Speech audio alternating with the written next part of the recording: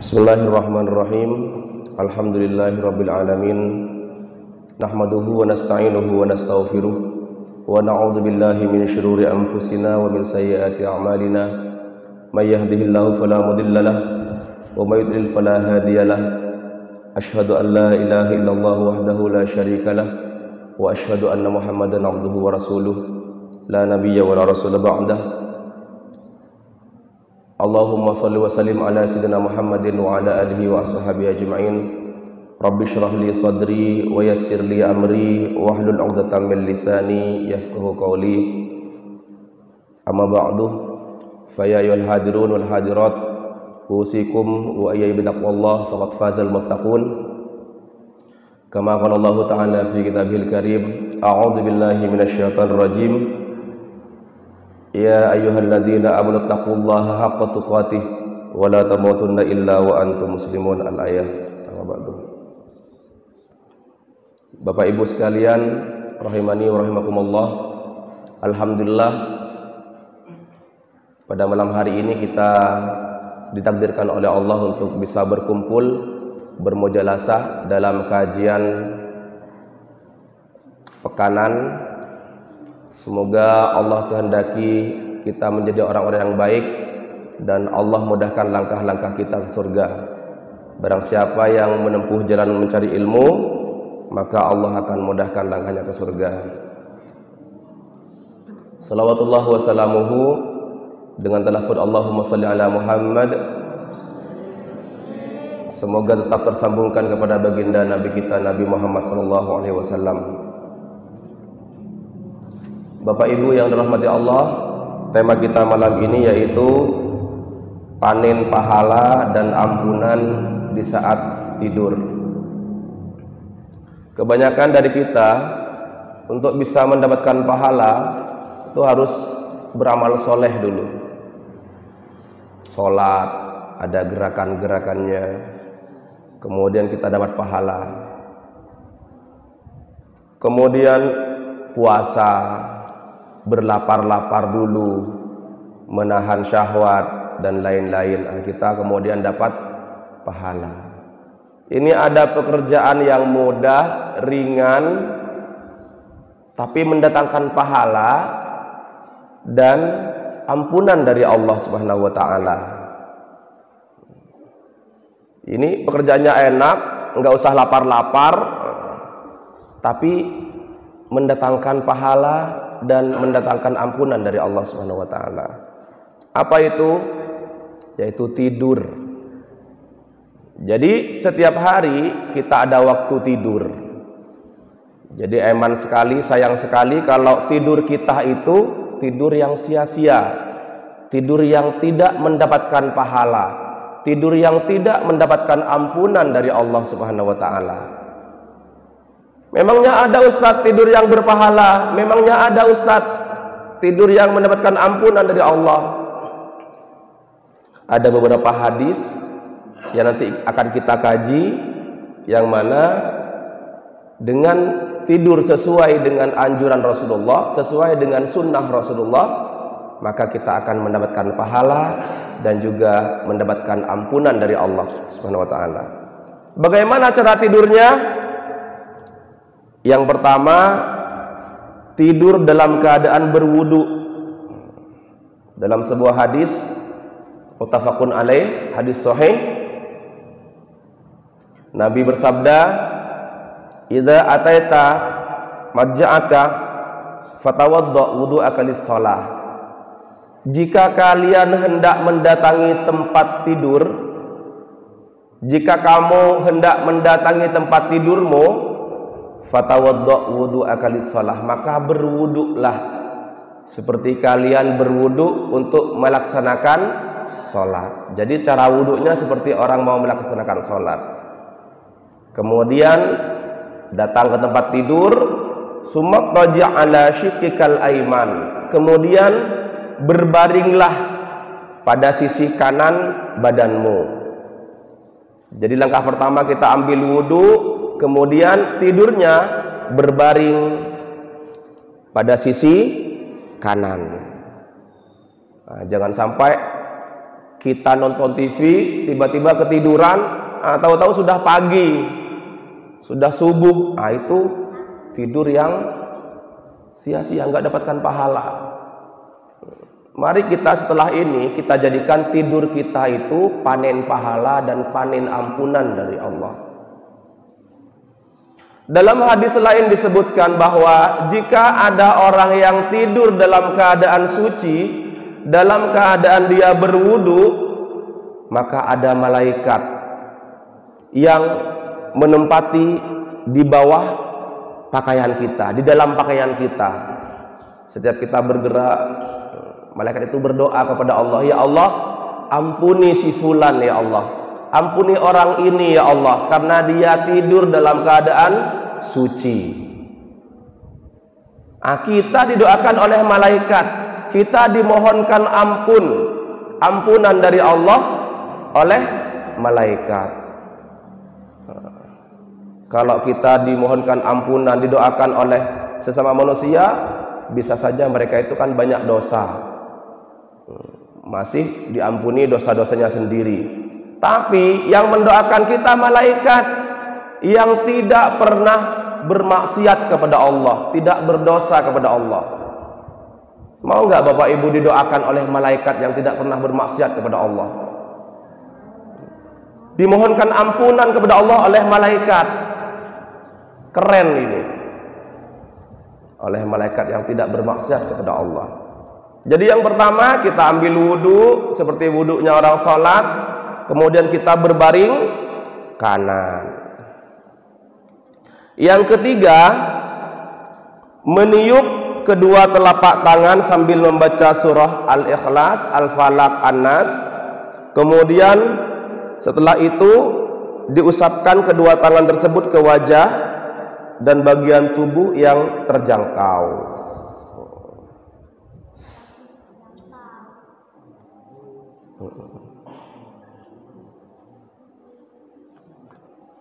Jadi Rasulullah kalau hendak tidur, dari Aisyah beliau radhiyallahu anha berkata, Rasulullah ketika hendak tidur, beliau membaca surah Al-Ikhlas, Al-Falaq, An-Nas, kemudian ditiupkan ke telapak tangan. Contohnya, a'udzubillahi minasyaitonir rajim, bismillahirrahmanirrahim, qul huwallahu ahad, Allahus samad, lam yalid wa lam yulad wa lam yakul lahu kufuwan ahad. Bismillahirrahmanirrahim. Qul a'udzu birabbil falaq min syarri ma khalaq wa min syarri ghasiqin idza waqab wa min syarri naffatsati fil 'uqad wa min syarri hasidin idza hasad. Bismillahirrahmanirrahim. Qul a'udzu birabbin nas malikin nas ilahin nas min syarril waswasil khannas alladzi yuwaswisu fi sudurin nas minal jinnati wan nas. Kemudian tiupkan ke tangan. Setelah itu diusapkan mulai dari wajah, kepala sampai ke bagian-bagian tubuh yang terjangkau oleh tangan kita. Itu dibaca, diulangi sebanyak 3 kali. Setelah diusap, baca lagi 3 kul, tiup, usap lagi. Kemudian dibaca lagi 3 kul, ditiup, kemudian diusap lagi sampai ke bagian tubuh yang bisa terjangkau oleh tangan kita.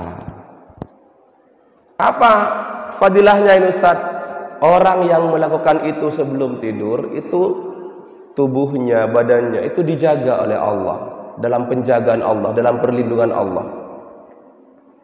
Sehingga dia itu tidak bisa diserang oleh makhluk-makhluk Allah yang jahat, tidak bisa diserang oleh sihir, tidak bisa diserang oleh jin-jin, setan-setan. Ada orang mau nyihir misalkan, ada kan orang penyihir itu biasanya memakai memakai kayak boneka gitu, kemudian ditusuk-tusuk, memakai media sihirnya kayak boneka. Ada jarum, kemudian dijampe-jampe, ditusuk kepalanya. Biasanya si korban itu akan sakit kepalanya. Ditusuk perutnya, tiba-tiba kayak ditusuk-tusuk perutnya si korban. Tapi bagi orang yang melakukan sunnah-sunnah sebelum tidur itu seperti yang barusan kita baca 3 qul, ditiupkan, diusapkan ke tubuh kita, tidak berlaku yang seperti itu. Tidak akan bisa masuk sihirnya. Kenapa? Karena kita dalam lindungan Allah Subhanahu wa taala. Jadi jangan sampai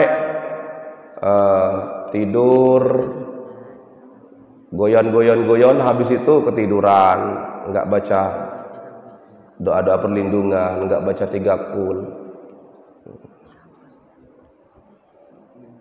Maka kita insyaallah semoga kita bisa amalkan. Ini mudah ya. Mudah insyaallah. Terus kemudian yang keempat, membaca ayat kursi. Suatu ketika hadisnya dari Abu Hurairah radhiyallahu anhu, beliau berkata, "Wakkalani Rasulullah sallallahu alaihi wasallam bihifdzi zakati Ramadan." Suatu ketika Abu Hurairah ditugaskan oleh Rasulullah untuk menjaga zakat fitrah. Nah, tiba-tiba di waktu menjaga harta zakat itu ada pencuri. Ada pencuri yang mau mencuri harta zakat itu. Nah, kemudian ditangkap oleh Abu Hurairah. Kamu ngapain kamu mencuri?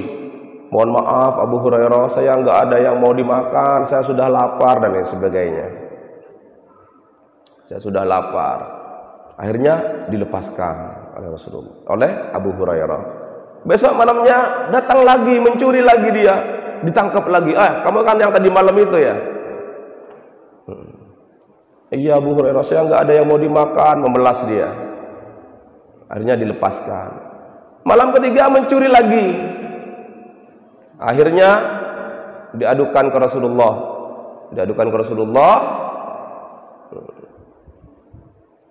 Kamu akan saya laporkan ke Rasulullah. Jangan Abu Hurairah, asalkan tidak dilaporkan ke Rasulullah, saya kasih amalan, saya kasih wiritan. Apa wiritannya? Dia berkata,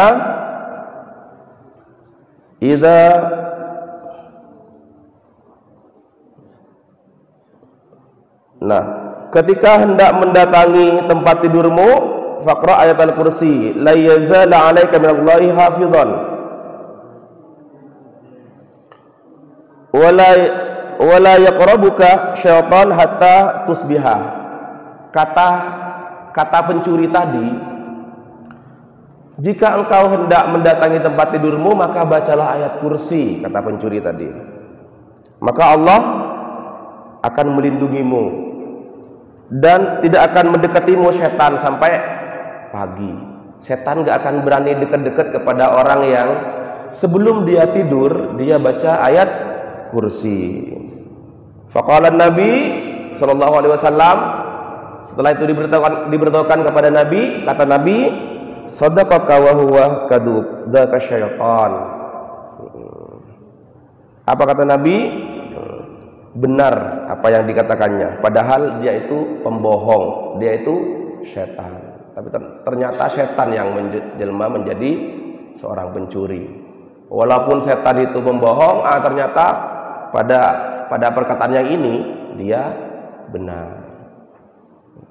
Hadis ini diriwayatkan oleh Imam Bukhari, nomor hadis 3275. Hadis sahih. Jadi ketika kita hendak tidur, kita baca ayat kursi. Maka selama kita tidur, kita dalam lindungan Allah. Setan-setan gak akan berani dekat-dekat kita. Sihir-sihir tidak akan berani dekat-dekat kita. Jin-jin yang dikirim oleh sihir-sihir gak akan berani dekat-dekat kita. Karena kita dalam lindungan Allah. Mara bahaya, ancaman-ancaman di malam hari, Allah lindungi dari hal-hal seperti itu. Kemudian yang kelima, membaca doa. Hafal doa sebelum tidur? Gimana?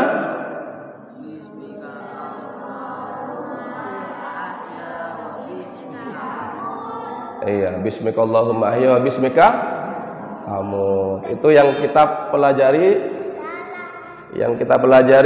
ketika SD atau TK. Tapi ternyata yang sahih hadisnya yang riwayat Imam Bukhari, kana Nabi sallallahu alaihi wasallam, apabila Nabi Muhammad sallallahu alaihi wasallam idza arada ayyanam, ketika beliau hendak tidur, qala, beliau membaca atau beliau mengucapkan bismikallahumma amutu wa ahya. Jadi doa beliau sebelum tidur, bismikallahumma amutu wa ahya. Insyaallah ini yang lebih sahih. Jadi anak saya dulunya bismikallahumma ahya wa bismika amut. Akhirnya saya ajari yang lebih sahih, bismikallahumma amutu ahya. Dengan nama ya Allah aku mati dan aku hidup. Wa idza stayqadha min manamihi faqal, dan ketika beliau bangun dari tidurnya maka beliau mengucapkan alhamdulillahilladzi ahyana ba'dama amatana wa ilaihin nusyur. Ini sama ya, doa bangun tidurnya sama dengan yang kita baca. Alhamdulillahilladzi ahyana ba'dama amatana wa ilaihin nusyur. Jadi apa saja yang dari tadi? Pertama, kita ambil wudu, kita tidur dalam keadaan suci. Yang kedua, kita berbaring ke sisi kanan. Yang ketiga, kita membaca 3 kul, ditiupkan ke telapak tangan, kemudian diusapkan ke seluruh tubuh kita yang terjangkau oleh tangan kita. Yang keempat, membaca ayatul kursi. Yang kelima, membaca doa bismikallahumma amutu wa ahya. Bismikallahumma amutu wa ahya. Kemudian yang terakhir, Rasulullah itu membenci tidur sebelum Isya, dan Rasulullah membenci bercakap-cakap setelah Isya. Jadi hendaknya kalau setelah Isya kita itu tidak mengerjakan hal-hal yang sia-sia, ngobrol, bercakap-cakap, kecuali hal-hal yang bermanfaat. Misalkan ada majelis ilmu, itu tidak apa-apa. Kalau hal cuma ngobrol ke sana kemari, gak jelas, tiba-tiba sudah jam 12 malam, nah, itu dibenci oleh Rasulullah. Dulu saya beranggapan orang yang, kalau kata orang Madura, tangih gitu, tidak tidur semalaman, itu saya berpikir itu bagus. Jadi ingin tangin istilahnya, tidak tidur semalaman sampai subuh, nyepi, kadang-kadang di kuburan lagi. Saya kira itu bagus, tapi ternyata itu salah. Yang betul bagaimana Ustadz? Rasulullah tidur di awal malam. Setelah sholat Isya, tidak ada kegiatan-kegiatan lain yang sifatnya bermanfaat, nah, segera tidur. Agar apa? Agar nanti di separuh malam bisa bangun, agar nanti di sepertiga malam terakhir bisa bangun, agar qiyamul lail kita bisa khusyuk. Kalau kita tidurnya jam 12 malam, habis ngobrol-ngobrol jam tidur sampai jam 12 malam baru tidur, kita harus bangun jam 2, tahajud kita, qiyamul lail kita, sambil ngantuk-ngantuk, enggak khusyuk, enggak fresh kita bangunnya. Tapi kalau kita tidur di awal malam setelah sholat Isya, kita datang ke tempat tidur, kita lakukan sunnah-sunnah sebelum tidur, kita segera tidur, maka insya Allah ketika kita bangun untuk qiyamul lail, ketika kita bangun untuk sholat tahajud, insya Allah tubuh kita sudah fresh, sudah segar. Sholatnya enggak ngantuk-ngantuk, sholatnya menjadi khusyuk insya Allah. Ada sebagian orang yang nanya, Ustadz kan peruqyah katanya. Berarti Ustadz tangih ya. Dianggapnya saya kalau malam enggak tidur gitu. Ya enggak, saya tidur jam 7:30 sudah tidur saya. Kalau enggak ada kegiatan-kegiatan yang sifatnya untuk umat, dakwah, kegiatan-kegiatan yang bermanfaat, saya segera tidur. Karena sunnahnya seperti itu. Yang diajarkan Rasulullah seperti itu. Jadi yang diajarkan Rasulullah itu mesti ada fadilah-fadilahnya, ada keutamaan-keutamaannya untuk kesehatan kita dan lain sebagainya. Jadi insya Allah itu materi kita pada malam hari ini, yaitu panen pahala dan panen ampunan dari Allah di saat kita tidur. Semoga kita bisa mengerjakan amalan-amalan sunnah ini, juga kita bisa menyampaikan ke orang lain agar ketika mereka mengerjakannya kita juga dapat pahala insya Allah. Barakallahu fikum. Kita tutup dengan doa kafaratul majlis. Subhanakallahumma wa bihamdika asyhadu an la ilaha illa anta astaghfiruka wa atubu ilaik. Wassalamualaikum warahmatullahi wabarakatuh.